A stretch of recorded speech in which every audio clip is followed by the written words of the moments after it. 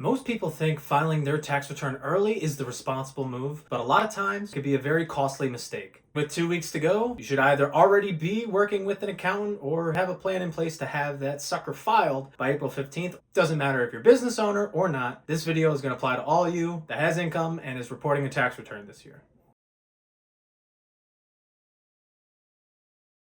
Hello, my name is Andrew D'Amico, CPA, partner here at Ledgerly alongside Mike Abrahamian. We're tax strategists. We're always talking about, hey, how can we help our clients save on taxes, build better asset protection, and create a roadmap for generational wealth. If you like those things, please subscribe to this channel for future videos on some free tax game that we're always giving out. Getting right to our whiteboard here. Filing an extension. I think there's a lot of misunderstanding and misinformation out there. So I have up what an extension does, EXT, extension, and what does it not do. So on the face, I mentioned your tax return is due on April 15th, 6 months to file, right? It's an extension. We are delaying the time where our 1040 is actually due. So instead of April 15th, now it is October 15th.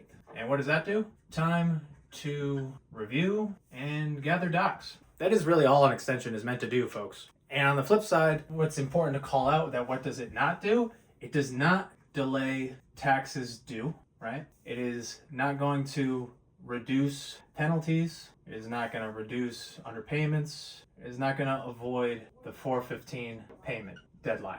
So sorry for the various colors up there, all my markers dying in real time here. But that's what you need to know before you go ahead and do it. You might be thinking in your head, I think a lot of people think this, is that, hey, I'll go on extension that way I have until October 15th to make my income tax payments. That's not true. That payment is still due on April 15th. So that's a big call out here. Yes, you have another 6 months to actually put the paperwork together, but they still want a payment with that extension. If you think you're going to owe, it's always a good idea to make sure you have a payment going with that extension. So that's kind of the basis for our discussion. So when should we be, I don't want to say rushing to file, but when does it make sense to file now versus later? So file an extension. Now, these are the criteria we're really looking at when we're telling clients that, hey, you should go on extension. Number one is namely their income is complex. Think multiple sources, or an individual has incomplete documents or documentation. Perhaps they had a change in their situation. Think things like, hey, you got married, so now you're filing jointly with someone, or you had a kid, so now that you're claiming a dependent, there are childcare costs. And lastly, a lot of people don't know about this, is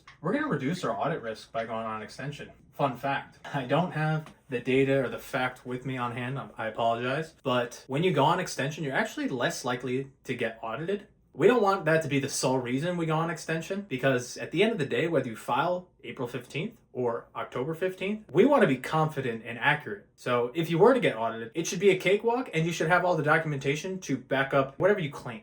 So that's kind of the framework we use when we're talking about going on extension. And then just to put pictures and make it make a little bit more sense, let's say we have a married couple here. They each have day jobs, so they're going to get W-2s, and maybe they have a brokerage account. It's going to kick out a 1099. This individual, that's a fairly simple picture. Probably not a whole lot of value to paying for an extension and going on extension if, hey, these W-2s, they're required to be provided to you by the end of January. And then for a brokerage statement, you just log in online and pull your tax document. So this person probably makes sense to just, hey, we have the information, let's just get this tax return filed. But then on the other hand, let's say we have an individual who, I probably could have kept that, but let's say they have that brokerage, and then let's say they have a number of K1 investments. And these would be coming from an entity, I'm not going to draw up the whole picture, but K1s are a tax document that's provided by a partnership or an S corporation or even a trust where they're consolidating their income at that entity level and it's kicking out a K1 tax form to the individual. A lot of times, depending on how many partners are involved, those businesses are going to go on extension. So you might not have these K1s by the time it's time for you to file. And those K1s got to get picked up on your 1040. And then let's say over here, W-2, but then the spouse has maybe an LLC, like a sole proprietorship. They got to fill out a Schedule C for, say, sole prop. And hey, what are the problems or considerations I'm going through over here? Maybe they have incomplete books, right? 2025 hasn't been reconciled. Maybe they have a home office deduction that they got to go back and do. Maybe they still have to capture their auto deductions, right? They have a business return on their individual return, a Schedule C, profit or loss from business. And there's more documents and things you need to put together before you go to your tax preparer. And if we're rushing to file by April 15th, we don't want to miss out on these deductions just because we're so focused on the April 15th deadline. Hey, maybe we do get that extension so we have more time so we can make sure that we are going to capture all these deductions and, hey, hopefully reduce that taxable income at the end of the day for things that you're entitled to take. And then we could even get a little bit crazier with this picture. Maybe let's say somebody has an HSA, right? This family, a health savings account. Maybe they want to do a SEP IRA and they want to attach it to this LLC, right? These are all things. I mean, these lines are probably making this a little ugly right now. But HSA, you can make a contribution all the way up to when you file your tax return and still get a deduction for the prior year. Same concept with the SEP IRA, traditional contribution, reducing taxable income. The SEP can be set up after year end, and it can be funded up until you file your tax return. Those could all have an impact on your tax liability. So somebody in this picture with these options on the table, hey, maybe it makes sense. Let's get all our ducks in a row. Let's punt the whole filing of the return. Again, still want to have a good idea of how much you're going to owe. And then these things come into play for after the year tax planning that can actually still have an effect on 2025.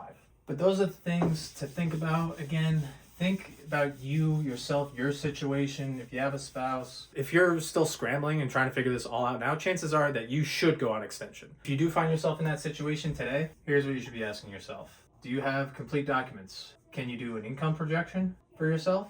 Do you have a good idea? Are you gonna owe or get a refund? That's another thing too. If you go on extension, the IRS doesn't owe you jack. They're not giving you a refund at April 15th. They want to see your cards. You got to put them out on the table. And that's in the form of the 1040. When you fill out that 1040 and it shows, hey, IRS owes you a refund of $5,000, they won't give you that $5,000 until you submit that 1040. And if you voluntarily go on extension, you're not getting that at 4/15. You'll get it whenever you file it. So again, those are the things to think about. This is going to vary from person to person, year over year. But just take a look in the mirror and think, hey, what are the benefits for me going on extension versus not? If you want help deciding if you should go on extension or not, get in touch with us. Yes, we are crushing tax returns all day and night. We have time for a discovery call, a quick phone call, and help you at least create a plan of attack about how you're going to address the 2025 tax form, the 1040. So please, if you like this video, please drop us a like, subscribe to the channel, and we'll see you on the next video.